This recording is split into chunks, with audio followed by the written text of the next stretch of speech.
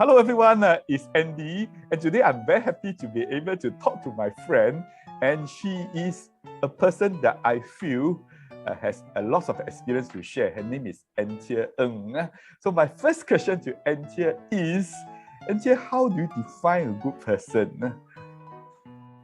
Okay, from my own definition, I would feel that someone who is a good person would be someone who is managing her own life, wealth, I said finances and physical health, spiritual as well. 先修身齐家治国平天下. So you take care of yourself, you manage yourself well, then you will become that influence. You'll become a positive influence to the people around you. Wow. So handle yourself well, then you can actually talk about being an impact on other people. Well, that's a good one. And then you say that you must be also handle your own finances, your health, and also spiritual. Yeah, I think that's something interesting. Okay, so the other question I want to ask Anthea is, I'm not sure whether have you encountered before that you come across people that appear to be good, they behave good, but actually in the end it turned out to be bad. How do you handle that? Do you I'm just curious, how do you handle that? Do you scold them or whatever? No? Okay, that's a very good question in the sense that I hope I don't encounter people like that, because I'm a very simple person. If someone treats me well, I can feel it, because the gut feeling as well. If someone is true to you, then you feel it, and then I will reciprocate. But if really there's somebody like that, let's say in front of me, they're very good, but behind me, I hear gossip or I hear things that, they talk bad about me and it's not true. I don't really confront them. Okay, I will basically cut off. Cut off, that's a good one. That's what the Chinese say, right? 三十六计，走为上计。Cut off. It doesn't mean you run away, you cut off.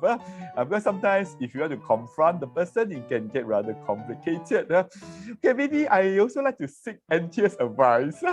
So many young people today, they are actually quite lost, because they find that life is not easy, and then they cannot focus on what they like to do, because what they like to do may have no market.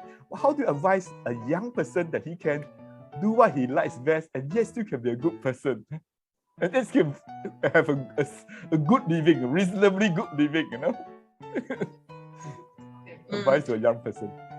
Okay, I think I've come through that stage whereby what's important for me during my journey in my profession is I'm very blessed to have good mentors, to have good coaches.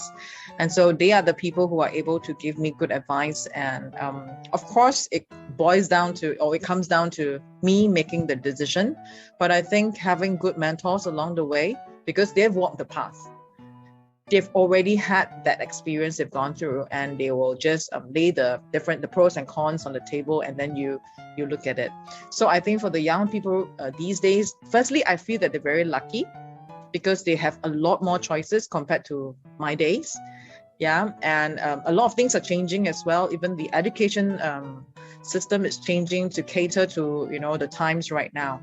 And so I feel that they are very blessed and lucky to have all these choices. But the con of that is that they are spoiled for choices. And sometimes when you're spoiled for choices, it's like, what do I choose? Lost. So yeah, so I can understand that kind of feeling. But what I feel is that when you're young, don't be afraid to try. And then because when you're young, you don't have commitments like a lot of people who are in the middle age. They have children, they have families to feed, and also when you're young, try and until you find your passion. But of course, when you're trying out also, you have to learn as much as you can, to be responsible as well, and not waste your time until you're like, I'm trying until I'm 30 years old, and then you're still living off your parents. So learn as much as possible. There are a lot of opportunities and courses right now, and then until you find the right thing you want to do. But I also feel it's important to diversify. Don't throw everything into one basket. Like, specialization is important, but it seems like right now multitasking is also one of the things that is important. So learn as much as you can when you're young. Wow, wonderful. So I think I get the message that if you are a young person, you should find a good mentor. You should learn as much as possible and be responsible, and of course, go after your passion. Well, I think that's very good. We got very good ideas today, and I must thank Anthea for sharing. And any last words from Anthea? Any Last words words. of advice to the general audience? 活到老学到老.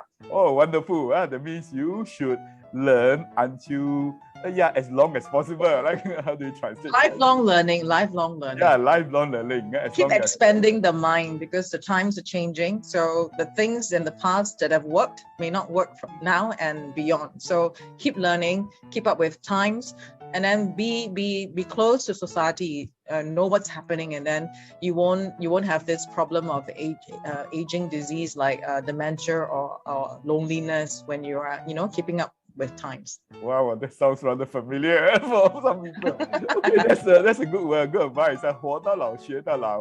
Okay, that's all for today. Thank you very much, Anthea, and everybody. We shall see each other again. Thank you. Bye bye. Thank you, Andy.